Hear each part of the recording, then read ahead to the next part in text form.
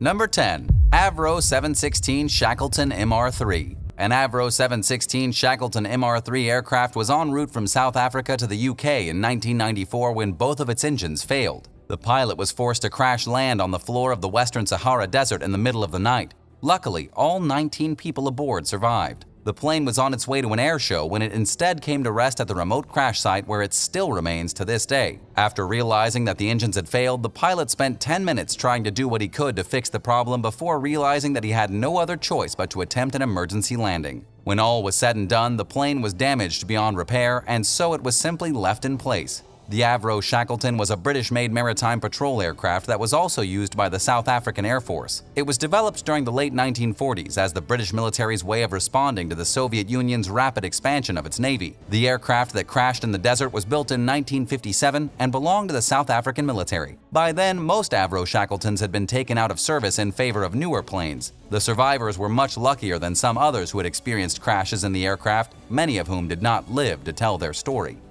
Number 9. Catalina Seaplane.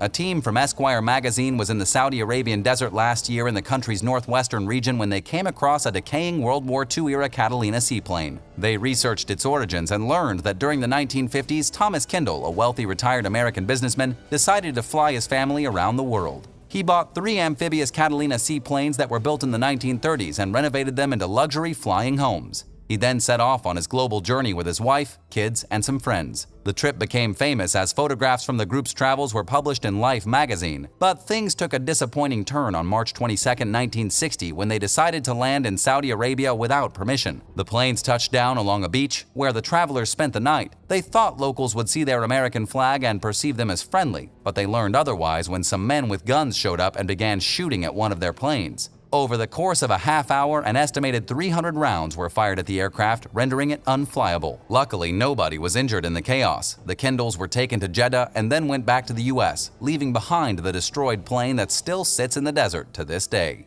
Number 8. Tarim Mummies. Located along the historic Silk Trade Route in northwestern China, the Tarim Basin is known for both its past and present biological and cultural diversity. For thousands of years, people from a vast array of places passed through the area. So when hundreds of ancient mummified corpses were found there, scientists were left stumped about their origins. The Tarim mummies date as far back as 4,000 years, with the most recent remains dating back to around 200 AD. They seem out of place given their Western appearances, wool and felt clothing, and unusual array of grave goods, which include cheese, wheat, and millet. Based on the evidence, experts speculated that they may have been long-distance herders or migrating farmers, but new findings are suggesting otherwise. Last year, researchers performed DNA tests on 20 of the mummies in hopes of getting to the bottom of the mystery surrounding their identity. Contrary to the general consensus among scholars that the society probably came to the area from elsewhere, the results indicate that they were a highly genetically isolated local population who descended from an ancient Ice Age Asian population. Study author Christina Warrener told CNN that the group openly embraced new ideas and technologies from other societies, leading to the formation of the extremely unique culture reflected in their fashion and burial customs. The population that the mummies descended from, known as ancient North Eurasians, were widespread during the last Ice Age, but had largely disappeared by around 10,000 years ago. Only small traces of their DNA have persisted into some modern populations, including some indigenous groups in North America and Siberia. Interestingly, the people that the Tarim mummies came from intermingled with numerous Bronze Age populations before becoming genetically isolated. While the findings are promising, there are still questions surrounding the origins of the Tarim people. Scientists only sampled DNA from mummies at one site, and it's possible that they could discover other genetic connections as they expand on their research. Number 7. Prehistoric whales. 36 million years ago, the now barren landscape of Peru's Ocucaje Desert was covered by a shallow sea. Consequently, scientists have found a plethora of marine fossils in the region. Last year, a team uncovered the skeleton of a massive prehistoric whale that sat at or near the top of its food chain. Nicknamed the Ocucaje predator, the remains were identified as the Basilosaurus. The archaic whales evolved from land creatures around 55 million years ago. Sometime between then and 34 million years ago, they fully adapted to life in the water. They recently discovered specimen measured around 55 feet long and had huge razor-sharp teeth that it used for feeding on tuna, sharks, and sardines. It was one of the world's largest predators at the time. The discovery came just a handful of years after a strange four-legged whale ancestor was found in the same region. Measuring roughly 13 feet long, the otter-like creature lived around 43 million years ago and had tiny little hooves on its fingertips, indicating that it could both swim and walk on land. Scientists believe that these early cetaceans descended from a hooved ancestor that made its way over to South America from Asia. Discoveries like these are helping experts trace the history of whale evolution and migration and the incredible ways these creatures adapted to survive in their changing environments. Number 6. A lost alligator.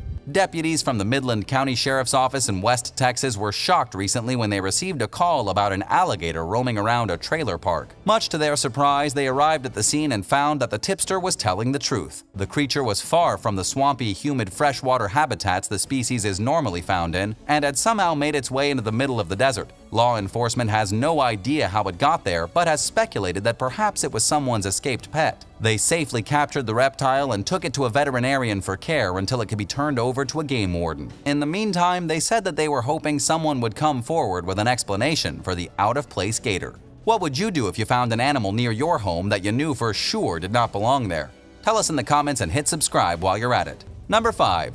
Space rock. While conducting field work in the Egyptian Sahara back in 1996, archaeologist Ali A. Baccarat discovered an unusually shiny black pebble. The region has long been famous for its unique Libyan desert glass, which scientists think was produced during an extreme surface heating event such as a meteorite impact. But researchers only recently announced that they think they've determined the origins of the shiny black pebble, known as Hypatia. At first, experts surmised that the stone could have come from the same meteorite impact that created Libyan desert glass, but the Hypatia stone is unlike anything in our solar system or galaxy. A 2013 paper suggested that it was a comet fragment, but there were a number of issues with this theory, including the fact that most comet fragments on Earth are found in the form of microscopic dust. A 2015 study ruled out both the meteorite and comet theories, but it still left a big fat question mark on how, when, and where the Hypatia stone was formed. The team continued to investigate and identified a sizable amount of interstellar dust in the rock. From there, they narrowed their most likely candidate down to an extremely rare event, known as a Type 1a supernova, which happens just once or twice every century within a galaxy. Type 1a supernovae are thought to be the source of most of the iron in the universe and are among the brightest events known to happen. They occur when a dying red star and a white dwarf become entangled in a binary system within a cloud of dust called a nebula. Eventually, the white dwarf eats the red giant and a massive explosion ensues. Scientists speculate that the Hypatia's parent rock formed after the cooling process and eventually descended toward Earth at a time when our solar system was in its formative stages. Pressure and heat from its entry into the atmosphere and its crash into the desert floor most likely caused the parent rock to shatter, leaving behind the small particle that was found billions of years later. Number 4. Strange dinosaur. Since the early 20th century, numerous dinosaur fossils have been found in a rock formation at the Bahariya Oasis in the Egyptian Sahara Desert. Scientists recently announced the discovery of a specimen from a group of dinosaurs known as abelisaurids. While the abelisaurid fossil has been found in various other parts of the world, the yet unnamed species represents the first dinosaur of its kind from the Bahariya Formation. It was identified as a new type of abelisaurid based on a vertebrae that was unearthed in 2016. A recent study describes the creature as having a bulldog-like face with small teeth and stumpy arms and measuring an estimated 20 feet from head to tail. It roamed the Earth around 98 million years ago during the Cretaceous period, when abelisaurids represented one of the most diverse and widespread groups of dinosaurs that existed at the time. And while the new species is the first known abelisaurid to be discovered at the site, there was certainly no shortage of large predatory dinosaurs in the region. Lead study author Bilal Salem told Phys.org that Bahariya Oasis would have been one of the most terrifying places on the planet during the mid-Cretaceous. He went on to say that it's a mystery how so many ferocious giant reptiles coexisted in one place, but that they probably had adapted to hunt different prey. Number 3. Chinchorro mummies. Around 7000 BC, a prehistoric hunter-gatherer society known as the Chinchorro culture emerged along the coast of what is now Chile's Atacama Desert. They were the earliest known group to preserve their dead, developing their techniques roughly 2,000 years before the Egyptians came up with their own way of doing it. At first, only babies and fetuses were mummified, perhaps due to the high infant mortality rate at the time. The practice eventually spread to adult remains. Over a 4,000-year span, the Chinchorro culture developed 5 main preservation techniques resulting in different kinds of mummies. The 2 most common types of mummies are known as black and red mummies. Black mummies were created by taking a deceased person's body apart and reassembling it, while red mummies were prepared by removing the internal organs through small incisions and letting the body dry out. Corpses were stuffed with twigs and reeds and wore wigs and clay masks. The Chinchorro mummies were discovered over a century ago, yet most people haven't even heard of them. Last year, the culture settlements in Chile's Arica and Parinacota region were declared a UNESCO World Heritage Site. Experts are hoping this newfound status will help them raise the necessary funds for preserving the mummies, which are increasingly threatened by climate change. Number 2.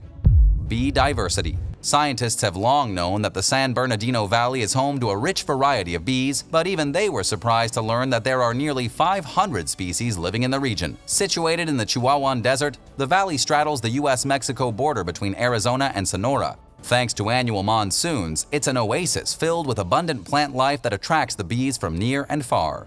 In recent years, San Bernardino National Wildlife Refuge manager Bill Radka and entomologist Bob Minkley identified 497 species within a 6-square-mile area. In addition to the shocking diversity which has earned the area the distinction of having the world's largest concentration of bee species, the pair were blown away by the sheer density of the bees. To put things in perspective, there are more bees in this tiny section of the San Bernardino Valley, which is 10 times smaller than Washington, D.C., than there are in the entire state of New York. Radka and Minkley found just one specimen of some species, indicating that the area is frequented by some very rare bees. They collected some bees that only feed on one plant, including the chimney bee, which pollinates the prickly pear cactus. The species range in size from the 3mm Perdita minima to some that are more than an inch long. Number 1. Neolithic Shrine. While digging in the eastern desert of Jordan last year, archaeologists discovered a 9,000-year-old Neolithic shrine and hunting ground. Located among the country's Kashabia Mountains, the site consists of large structures known as desert kites, which were used for trapping gazelles and other animals, along with 2 carved standing stones featuring anthropomorphic figures. The team also found an altar, a hearth, a miniature model of a desert kite, and some marine shells. Excavation co-director Wael Abu Aziza told the Associated Press that the site is remarkably intact despite its age. In a statement, he and his colleagues said that the discovery is helping to shed light on the artistic expression and spiritual beliefs of the region's mysterious Neolithic population. Based on how close the site was to the hunting traps, the team believes that it may have been inhabited by specialized hunters, and that the kites might have played a central role in the occupants' spiritual, economic, and symbolic lives. 8. Gaiola Island, Naples. Most people travel to Italy for its beautiful landscapes, delicious food, and historic culture. But if you're fascinated by all things spooky, you might want to book a trip to nearby Gaiola, where legends of an ancient curse haunt the tiny island. The story started after a man known as Il Maggio, or the Wizard, who was living a lonely, troubled life as a hermit on the island, disappeared in the early 1880s. Some say he cursed the land before he vanished. But his mysterious disappearance was only the beginning. Many unfortunate things came to pass for anyone who subsequently lived or owned the island. Each and every one of them met with strange fates. On one of the islets around Gaiola, there's a small villa perched overlooking the Gulf of Naples. Over the years, various people have lived in the villa, including British author Norman Douglas. Douglas died just 2 months after permanently moving into the villa. Other inhabitants included a man named Gianni Agnelli, the owner of a Fiat, whose son died of suicide and whose nephew died of a rare disease after he spent time on the island. Then, multi-millionaire Paul Getty bought the island, and his grandson was kidnapped. The island's last owner was Gian Pasquale Grappone. He owned an insurance company and ended up in prison because of his debt. And as recently as 2009, 2 more people were found murdered just opposite the shore of the islands. Some wonder if the island's past could have something to do with the bad luck the people suffered there. In ancient times, the Romans built a temple to the goddess Venus on Gaiola. But as water levels rose, the ancient ruins and the harbor that once stood there fell into the sea and now lay at the bottom of the Gulf. Could that be the source of Gaiola's curse? No one knows for sure. Today, the villa sits uninhabited and abandoned, but if you happen to visit the island, you might just hear whispers of the past and its haunting history. 7. Surtsey Island. In 1963, an undersea eruption 20 miles, 32 kilometers off the coast of Iceland, resulted in a new island emerging from the depths of the North Atlantic Sea. A dangerous buildup of hot magma and underwater fissures between tectonic plates explodes violently, when it interacts with the colder ocean water, spewing clouds of steam and ash 5.6 miles, 9 kilometers into the air. Over the course of a year, the eruptions continued, building up and hardening. When the eruptions finally stopped, Surtsey Island sat at about 1 square mile, 2.6 square kilometers, and at its highest point stretched 558 feet, 170 meters above sea level. Even though the island eventually stabilized, its location made it a victim of erosion. By 2017, it had shrunk by 50%, with a lot of the volcanic material becoming loose and compacting together. The underlying structure of the island also started to sag under its incredible weight. But somehow, life has found a way to thrive there, and to preserve it, the Icelandic government declared Surtsey Island a natural reserve in 1965. Multiple species of plants and insects have since taken over the island. Seabirds have found it to be the perfect resting place, with gulls and fulmars taking on the important role of dispersing seeds and growing the natural flora there. Grey harbor seals and orcas also made their home there, making the area one of the richest places on the earth to spot unique species. What started as a volcanic eruption in the early 1960s soon burst to life, making the young island a vibrant place in the North Atlantic Sea, one that started in violence only to result in something breathtaking. UNESCO declared Surtsey a World Heritage Site in 2008. 6. The Bikini Atoll. The Marshall Islands in the western Pacific Oceans are an idyllic place with sandy beaches, palm trees, and crystal blue waters as far as the eye can see.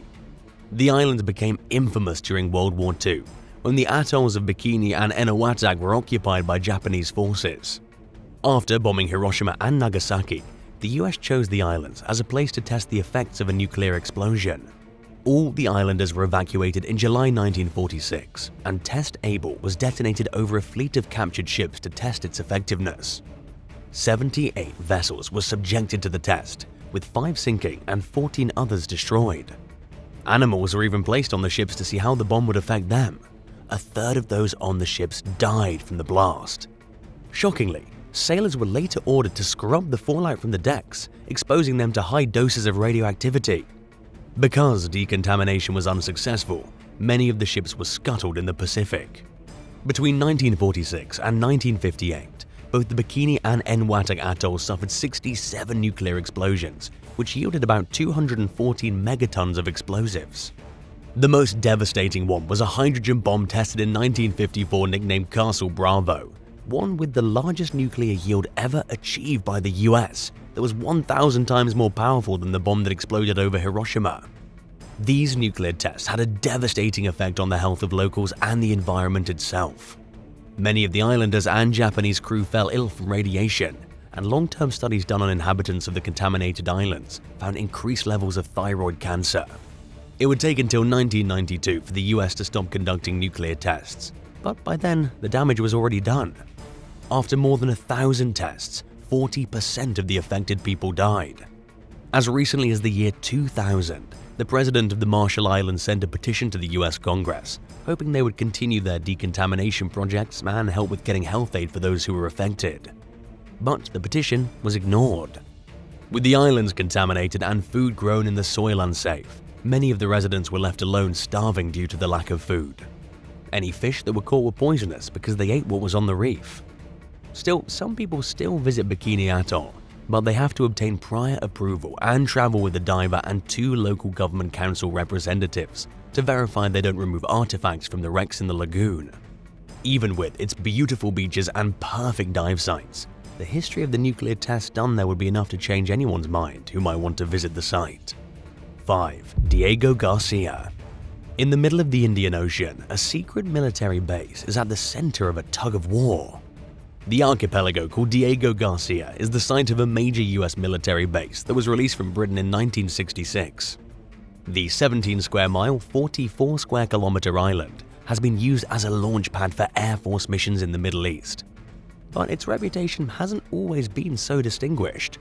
Islanders who originally lived on Diego Garcia were evicted from their homes to make way for the base.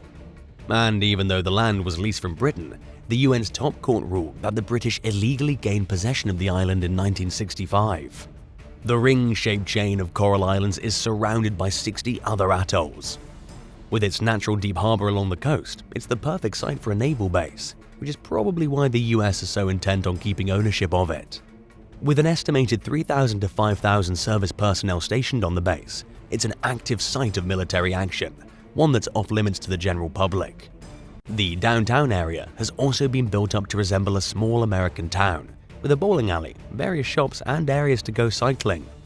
It's used during attacks against Afghanistan after 9/11, as well as military operations during the war on Iraq and the First Gulf War, makes an important piece of the American military arsenal. But because of the dispute between the US and Britain, the future of the base is in doubt. The British Empire wants Diego Garcia back, putting the archipelago with its strategic position between the Middle East and South Asia in jeopardy. Its ability to also accommodate aircraft carriers, nuclear submarines, and other ships could be the very reason why the US doesn't want to give up ownership of the atoll. But the Americans aren't the only ones who are facing backlash over the ownership of the island. The original residents of the atoll were people known as the Iloi, whose ancestors were transported to the islands as slaves to work the coconut plantations in the 18th century. After they were uprooted from the island to make way for the base, many of their descendants moved to nearby Mauritius and the Seychelles, but life wasn't idyllic for them there either. They faced poverty and discrimination, and those who moved to Britain continued to experience hardship. In 2006, the British High Court ruled that their expulsion was illegal, but still, the British government denies they broke any laws in expelling the Iloi. Even though the UN has served an eviction notice to the British, the future of the base remains in doubt, with the original islanders hoping that one day they will be able to return to their homeland. 4. Farallon Islands. Hidden in the dense clouds 28 miles 45 kilometers off the coast of San Francisco, the jagged group of rocks known as the Farallon Islands linger in the mist like a sleeping giant. The natural beauty of the islands make them a popular destination for tour boats, but the waters surrounding the rocky shores are deadly. The islands got their name from a friar named Antonio de la Ascensión, who sailed past the area with the Spanish expedition in 1603. Farallon means rocky, but the formations earned an even scarier nickname. Local mariners call them the Islands of the Dead because they look like ragged devil's teeth. Their prominent location in the Gulf of the Farallones is home to the second lighthouse ever built in the USA, one that was put there to prevent ships from crashing into the rocky shoreline. Because of its location in the Gulf, it's become a haven for seabirds, which makes for a very noisy nesting season when the birds screech at all hours of the day and night. The sound carries so far that local residents have to resort to earplugs from May through July to get any sleep. Researchers have recorded more than 400 species there. Back in the 1860s, locals even got into a strange contest called the Egg Wars.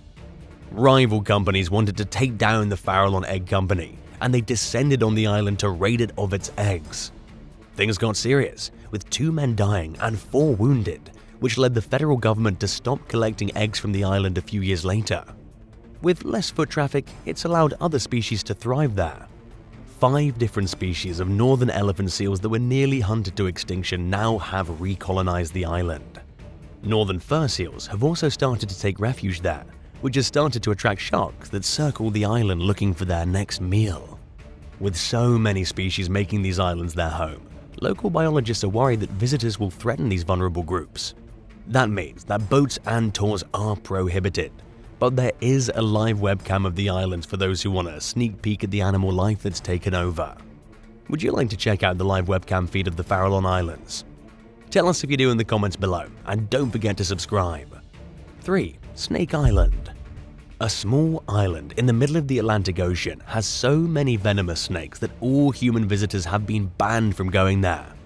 Even though the island is only about 5,000 feet 1,524 meters long and 1,600 feet 487 meters wide, the idyllic island and its lush forests are teeming with over 2,000 golden lancehead pit vipers. You might think that the first thing authorities would do is to get rid of so many deadly snakes, but this particular species is so rare that the small island is the only place in the world where you can find them. They also just happen to be the most venomous snake in Latin America, with almost 90% of all snake bites in Brazil blamed on the species. Lancehead vipers are so deadly that their bite can kill a person in under an hour unless they can get a dose of antivenom. With the island being so remote, 90 miles, 145 kilometers away from the nearest shoreline, anyone bitten by the lancehead would never reach the hospital in time. Even though the snakes are so dangerous, someone still has to study them to make the antivenom needed to treat their bites.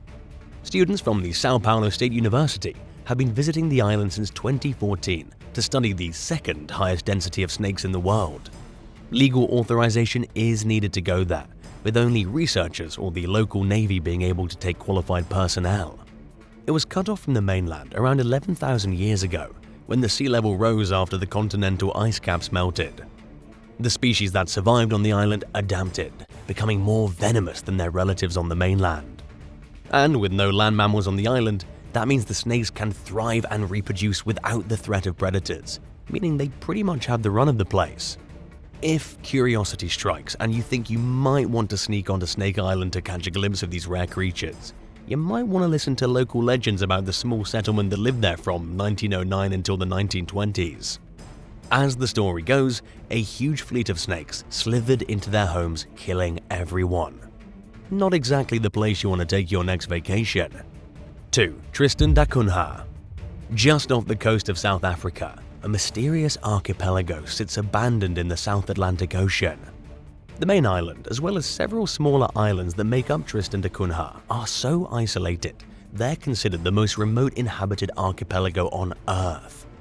The territory, whose main island measures about 37.8 square miles, 98 square kilometers, formed when the Earth's mantle swelled and burst above the water's surface. The first explorers who came across the island mostly ignored it, believing its rugged landscape, rainy weather, and windy conditions would be too harsh to survive. Many ships sailing around Africa to the east visited the archipelago, with Dutch vessels landing there in 1643 to replenish their supplies of fish, seals, and penguins. They later launched 2 expeditions to see the island in the mid-1660s to see if it would be a good place for a permanent supply base, but they abandoned the idea when they realized there was no safe place to build a harbor on the mountainous terrain. In the early 1800s, an American crew wanted to try their luck at building a trading station there. But something happened to the 3 men on the expedition, with only one surviving the journey. The other 2 were said to have drowned in a fishing accident, the first of many unfortunate events to take place there. In 1816, the British military took possession of the island, building a fort there to secure the island for King George III. But again, misfortune struck when a British ship wrecked off the coast and 55 men were killed. But some of the men stayed even after the garrison abandoned Tristan da Cunha, all under the leadership of a man named Corporal William Glass. They worked to build a community, with the population rising and falling over the next 30 years, as some members left and new settlers came from the local island of St. Helena, as well as visiting whaling ships. But residents were still isolated, and when Glass died, 70 residents fled Tristan da Cunha, leaving only 28 people on the island. With civil wars, the opening of the Suez Canal, and steamships replacing sails, Tristan da Cunha became more isolated than ever before, as ships avoided the perilous seas around her shores. For the families who stuck it out, their hard work paid off. They used one of their resources, crawfish, to build a successful canning factory on the Big Island. Scientific expeditions to study the rare bird species, and the construction of a permanent weather station all helped Tristan da Cunha thrive. But fate would intervene again in 1961, when the island began to erupt. Magma pushed up from the ocean floor, causing an earthquake and landslides, with a massive fissure opening up in the ground near the canning factory. The island was evacuated, with many of the residents returning to their homes in England. But a couple of years later, when it was safe to return, over 200 former residents made the trip back to Tristan da Cunha. Today, the population consists of a group who oversees the weather station on the northwest coast. With churches, schools, a museum, and hospital, about 300 residents have managed to keep the legacy of its original settlers alive, against all the odds. 1. Pitcairn Island. With tales of mutineers, burning ships, and an isolated outpost, Pitcairn Island has become infamous for its shameful past. But long before the crew of the Bounty used the island as a hideout, mythical tales have surrounded the outcrop in the Pacific Ocean. As an outcrop in the South Pacific, Pitcairn Island has a dark past. It became well known for a group of mutineers who overtook a British vessel known as the HMAV Bounty, who later dropped their anchor and drifted ashore to hide from authorities before settling there. Pitcairn Island, located 1,350 miles, 2,170 kilometers southeast of Tahiti, stretches just 2 miles, 3.2 kilometers wide, and 3 miles, 4.8 kilometers long. It's a volcanic island with no coral reefs to protect its shores, making it a treacherous landing place. It was originally discovered in 1767 by a commander of a British ship. The Royal Navy vessel HMS Bounty was sailing in the South Pacific from Tahiti to the West Indies when the crewman led by their acting lieutenant mutinied. After seizing control of the ship from the captain, Lieutenant William Bligh, the crew set Bligh and 18 loyalists adrift. The men who overtook the Bounty set sail towards Tahiti for a 7-month trek before landing on Pitcairn Island. As they settled into their new home, the mutineers found strange prehistoric stone tools and fishing hooks that were carved from bones. They started to wonder who had lived on the remote island long before they arrived. Stone building foundations, earth ovens, and quarries were also found in the dense undergrowth, and the abundance of coconut palms, which are not native to the island, pointed to previous residents farming them. On another nearby island, tools over 1,000 years old were found that were carved from stone. Fascinating petroglyphs carved into the rock cliffs depict Polynesian legends and myths that give a hint or two who lived there long before the mutiny occurred. Over the years, the island's population has gone on a bit of a roller coaster ride, at one time as high as 233 and later as low as 50. Its location from the closest continent adds to the air of mystery surrounding the island, allowing the legend of ancient people and the mutiny that brought newcomers there to survive. 9. Death Valley Collision. Flying can still be a dangerous business, especially during wartime, when crews were expected not only to take to the air and engage the enemy, but go through rigorous training exercises that sometimes resulted in heartbreaking tragedy. One such tragedy happened over Death Valley in late 1944. Specifically, the area of Muroc Army Airfield, now better known as Edwards Air Force in the Mojave Desert, California. A practice mission involving 6 B-24 bombers was underway, some 20,000 feet in the air. Suddenly, one plane struck another. The impact caused both planes to be destroyed, one breaking apart between the clouds and the other losing its tail and hitting the ground. Only one man survived the shocking and devastating incident. He was a gunner aboard the bomber that broke up in the air and was reportedly sucked out. Thankfully, he managed to access his parachute, though he didn't escape unhurt. Apparently, bone was visible on his head from where the debris had taken all the skin off. 17 other people lost their lives that day. Wreckage can still be seen on site, with others joining it, though this doesn't seem to have been a frequent occurrence, luckily. 8. Joshua Tree Tragedy. Pilots from the California site of Marchfield were involved in an accident. They were on a training mission flying over the desert when a collision took place. Again, a couple of B-24 bombers were involved, but this time we're going to look into how the crash occurred. Oddly, this tragedy unfolded a month before our previous story, in July 1944. It was the 4th, i.e. Independence Day also. The flight was traveling in formation at a height of around 10,000 feet when some confusion happened following one of the planes overshooting. It just goes to show the discipline and attention required to maintain a formation, because in trying to pull up, one plane hit another because it mistakenly thought they had room to do so. In a grim echo of the crash to come in August, one plane hit the ground and one man was thrown clear, using his parachute to float to safety. The second plane landed. In total, 9 men died. This apparently was an extremely close call for the sole survivor of the bomber, with the chute opening just in time some 100 feet from the sand. According to reports, he would have left the plane without a chute had one not flown through the air in his direction. Sadly, he lost his crewmates, who weren't able to make it out. You can apparently go wandering in that area and spot what's left of the crashed plane. This stuff may be twisted and rusted, but it's a reminder of a conflict that claimed lives both on and away from the battlefield. 7. Pacific National Monument Icon. Lying on Atka Island, part of the Aleutian Islands in Alaska, is a very special plane. The B-24D Liberator is one of only 3 left in existence. It's been included in the prestigious World War II Valor category by the US government for its service during the conflict. Plus, it's damn lucky to be here after a highly dramatic crash landing on the island back in late 1942. So what happened? Was it shot down by enemy fire? No, but the cause was equally dangerous: weather. In fact, the plane was over the islands monitoring the conditions when it got caught up in a whole heap of trouble, courtesy of Mother Nature. Things were so bad up there that they had to abandon their original destination and land wherever they could. Atka Island appeared to offer a glimmer of hope, though as they got closer, the pilots realized that there were more problems ahead. Initially, they thought they were landing on a beach.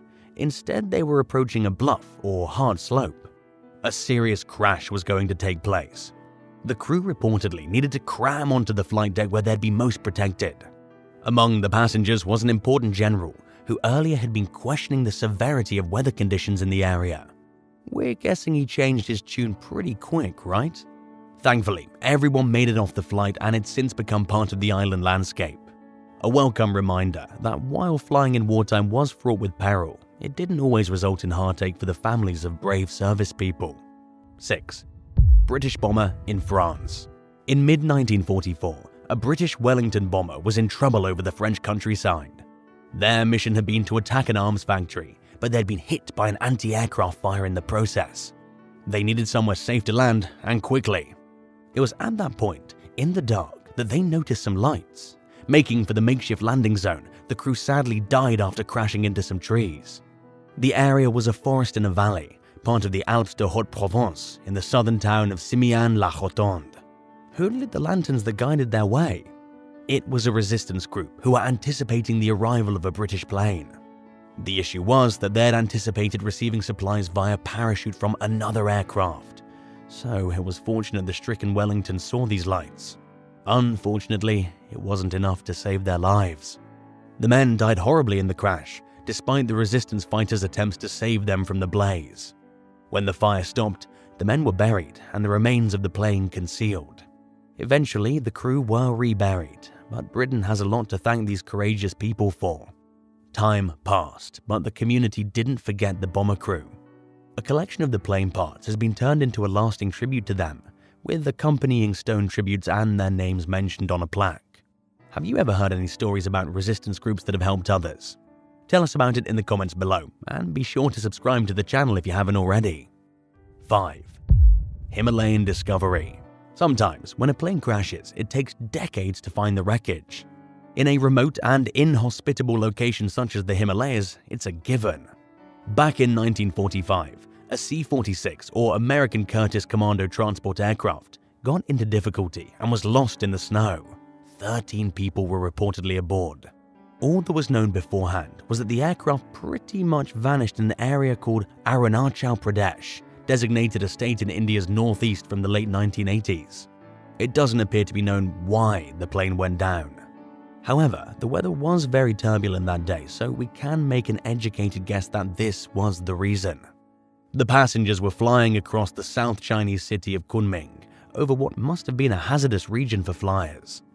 A descendant of one of the occupants had to engage the services of a professional adventurer to travel into the snow and discover what happened. The plane was eventually found, and the story covered in 2022. It took around 80 years to uncover the wreckage, but it was worth it. Worryingly, no traces of humanity were found there, but at least there's a sense of closure. 4. Brewster in the water. The Battle of Midway is one of the most famous chapters of World War II. Movies have been made about it, and its significance as a blow against the Japanese Navy is acknowledged everywhere. Did you know, however, that one of the planes involved in the 1942 battle was actually a little bit of a laughingstock in pilot circles? Confidence in the Brewster F-2A3 fighter wasn't high. That said, it became a big part of the action, and an example of it rests in the Pacific Ocean, or rather, parts of it do. Specifically, the wreckage was discovered in Midway Atoll Lagoon, part of an area called the Papahanaumokuakea Kia Marine National Monument. What makes this aviation turkey special is that only 3 warplanes have been found in the region's waters. Amazing, really, considering the epic scale of the conflict.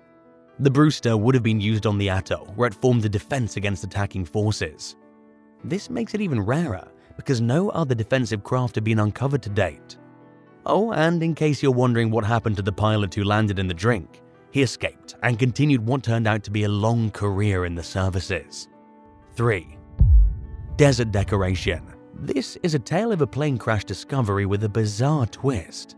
During World War II, an RAF pilot brought his P-40 Kittyhawk down in the Sahara Desert.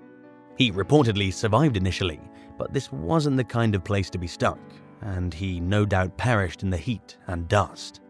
His fate may not have been known about had the wreck of the Kittyhawk not been found in 2012. So, what happened next? Well, apparently attempts were made to get the plane back to its home turf of Great Britain. Negotiations reportedly involved the sending of a Spitfire from Hendon's RAF museum to sweeten the deal, and presumably have the P-40 sent across the water in return. In the end, it became a one-way transaction, with political problems in Egypt cited as one issue. The much sought-after plane stayed on Egyptian soil and then disappeared off the radar. Details began to emerge later. It had been taken to El Alamein Museum, this being a town and the location of no less than 3 famous battles during the war. You'd think this would be a decent place for it, right? The plane was put on display, and the wreckage drew much attention for being in good condition despite its troubles. Unfortunately, the authorities over there had plans in mind to restore the craft during these ensuing years. In 2018, the results became public in the British media, and boy did everyone at the RAF get a shock. Check out this bad boy. In a wholly inappropriate move, the museum opted to color the Kittyhawk in yellow and brown colors and paint a shark face on it for good measure. This is apparently inaccurate and caused anger back at the P-40's home base. Critics say this is a major disservice, not only to the plane, but crucially the pilot who lost their life when it crashed. The restoration job makes it look like a character from a Pixar movie, right? It means the character of this classic craft is lost forever. For shame. 2. Dunkirk Spitfire. Another part of World War II that's more well known than others is the evacuation at Dunkirk. Hundreds of thousands of soldiers had to be rescued from the beaches of northern France. They had nowhere to go but across the English Channel while undergoing enemy attacks from the air. The operation, famously immortalized in a couple of movies, saw the public called upon to transport people across the water on boats. Up above them were planes such as that iconic craft, the Spitfire. A vehicle dubbed N3200 was part of a squadron tackling German fighters when it was sadly taken down and crashed in the sand.